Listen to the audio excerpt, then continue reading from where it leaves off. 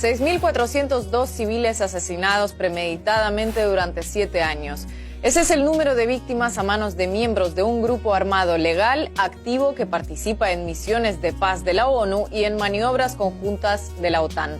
No lo decimos nosotros, lo dicen las autoridades judiciales del propio país al que pertenece.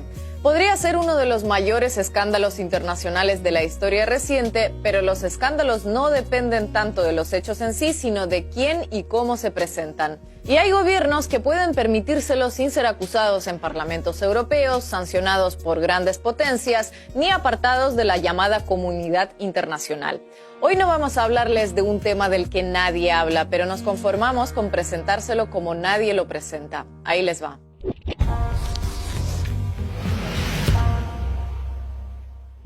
La Jurisdicción Especial para la Paz de Colombia, JEP, acaba de revelar que solo entre 2002 y 2008 el ejército asesinó a 6.402 personas que no participaban en el conflicto armado. Ojo, no hablamos de muertos por fuego cruzado, por error o tomándose la justicia por su mano. No, sino de algo todavía peor.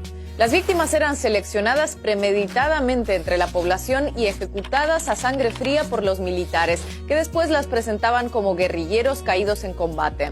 De esa forma fingían cumplir con las cuotas establecidas de insurrectos dados de baja y a cambio recibían ascensos, recompensas en metálico y hasta días libres. El fenómeno es conocido dentro y fuera de Colombia con el nombre de falsos positivos, un eufemismo criticado con razón por no reflejar la magnitud del crimen. Pero lo cierto es que resulta difícil encontrar una definición adecuada en el vocabulario periodístico o legal. Por ejemplo, un término lógicamente tan cargado de negatividad como ejecución extrajudicial se queda corto en este caso, porque quien ejecuta sumariamente a alguien, aunque sea en su mente, cree en la culpabilidad de la víctima, lo que no justifica nada, por supuesto. Pero en los falsos positivos, los militares colombianos no solo no creían que sus víctimas fueran culpables, sino que sabían perfectamente que eran inocentes. Imaginen la dimensión moral de una práctica cuando llamarla ejecución extrajudicial es una forma de edulcorarla. Para llegar a estos números, la JEP entrevistó a 325 personas directamente vinculadas a los hechos, analizó los informes de la Fiscalía, del Centro Nacional de Memoria Histórica y de más de 285 organizaciones de derechos humanos. De acuerdo a un informe de 2018, alrededor de 1.750 militares participaron en el esquema de asesinatos.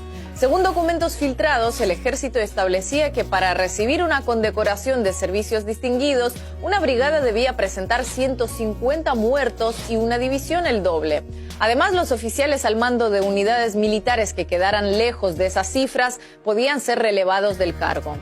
No podían pasar más de 30 días sin que una unidad pudiera dar resultado. No podían pasar. Si usted reportaba más de 30 días un batallón sin dar resultado, a ese comandante lo daban de baja. Tanto la jerarquía militar como el expresidente Álvaro Uribe rechazan la investigación y resultados presentados por la JEP.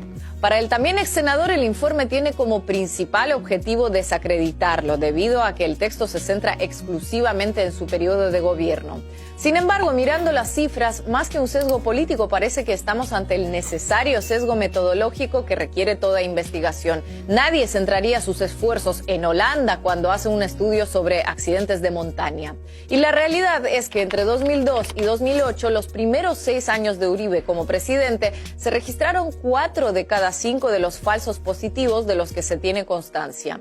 Solamente de 2001 a 2002, la cifra de casos se sextuplicó y se mantuvo en alto hasta 2008, con un incremento desde 2004 cuando se implementó el Plan Patriota, el inicio de una gran ofensiva militar contra las guerrillas, que demandaba éxitos palpables y los demandaba rápido.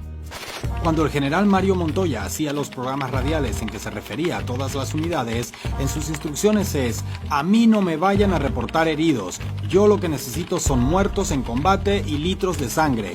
Y a usted lo medían por eso.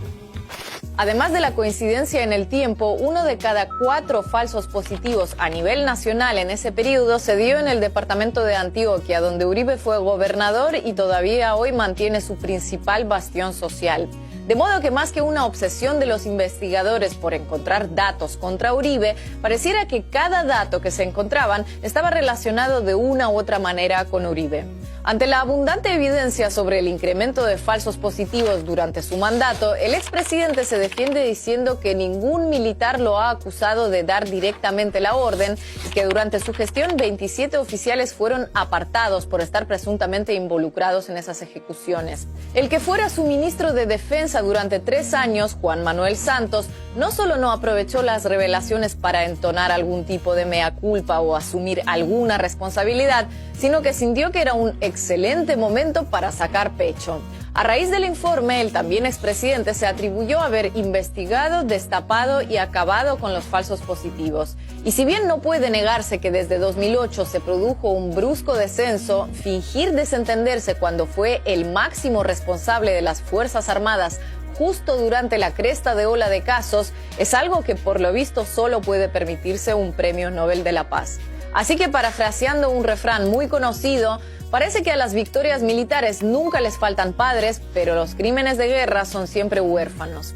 Pero entonces, suponiendo que ni los entonces presidente de la República y ministro de Defensa respectivamente sabían nada de lo que hacían las Fuerzas Armadas, ¿quién dio la orden? Pues esa es precisamente la pregunta que se hacen muchos colombianos, convirtiéndola en etiqueta en las redes sociales. Porque la explicación oficial es que todo fue debido a un efecto colateral indeseado surgido de la política de ofrecer premios y ascensos a los militares a cambio de presentar muertos en combate. Política que hoy parece que tampoco nadie ideó ni defendió en su momento. Según esa explicación, los números de los falsos positivos se explicarían por ese incentivo perverso que algunas personas sin moral aprovecharon para beneficiarse. Es decir, unas pocas manzanas podridas en las Fuerzas Armadas. Manzanas podridas con capacidad de asesinar en promedio más de una quincena de civiles cada semana, sin que nadie se enterara, dicho sea de paso. La magnitud moral de los falsos positivos comenzó a ser conocida poco a poco desde hace 13 años, cuando las madres de Soacha, desafiando obstáculos, miedo y amenazas, se lanzaron a exigir respuestas sobre sus hijos desaparecidos. Recién hoy empezamos a conocer oficialmente la magnitud en números. 6.402 víctimas en 7 años es más del doble que el total de víctimas de la dictadura de Pinochet durante 17 años. Más del triple de las que causó el IRA en casi 30 años de conflicto armado con el Reino Unido. Unas 10 veces más que las causadas por el terrorismo yihadista en la Unión Europea desde 2004. Y sin embargo, los números que publicó la JEP son solo un primer paso y seguramente se queden cortos. El propio informe los presenta como cifras no definitivas. Las organizaciones de víctimas consideran que las reales son muy superiores. La Unidad de Búsqueda de Personas Dadas por Desaparecidas, un organismo oficial, estima que el conflicto armado dejó una cifra de 120.000 personas desaparecidas, entre desplazados, muertos en combate, asesinados por actores armados o víctimas de falsos positivos. A la inmensidad de las cifras se suma la sensación de impunidad entre muchos colombianos. Aunque se han producido numerosas condenas de militares involucrados en estos hechos, estas se combinan con polémicos ascensos como los de 2 brigadiers generales a mayor general a finales de 2020. Ambos comandaron batallones en la misma época y zona donde se llevaron a cabo decenas de ejecuciones de civiles posteriormente presentados como guerrilleros dados de baja. Así, la Jurisdicción Especial para la Paz en Colombia todavía tiene mucho trabajo por delante. Los falsos positivos son apenas uno de los crímenes del conflicto en los que trabaja y el ejército colombiano apenas uno de los protagonistas de sus investigaciones. La cúpula de las FARC ya fue imputada por la JEP por su responsabilidad de mando sobre los abusos cometidos sobre miles de secuestrados durante el apogeo de la guerra. No es un supuesto sesgo lo que convierte sus informes en polémicos. Es que con cada revelación que comprometa el discurso y la verdad oficial en torno a un conflicto armado largo y especialmente deshumanizado, no solo se incomoda a quienes hicieron de la guerra su razón de ser política, sino especialmente a quienes lo siguen haciendo. Uribe era de los pupilos de Pablo Escobar Gaviria, eso está escrito. Uribe aparece en una lista de narcotraficantes del FBI de por allá de los años 80 a los 90. Solo que después le lavan la cara, borran archivos, pero quedaron algunos por allí, y lo llevaron a presidente, pues. Él viene de todo ese submundo de paramilitarismo, narcotráfico, negocios, componendas, etcétera. Es capaz de cualquier cosa. Es un hombre muy peligroso, es capaz de cualquier cosa.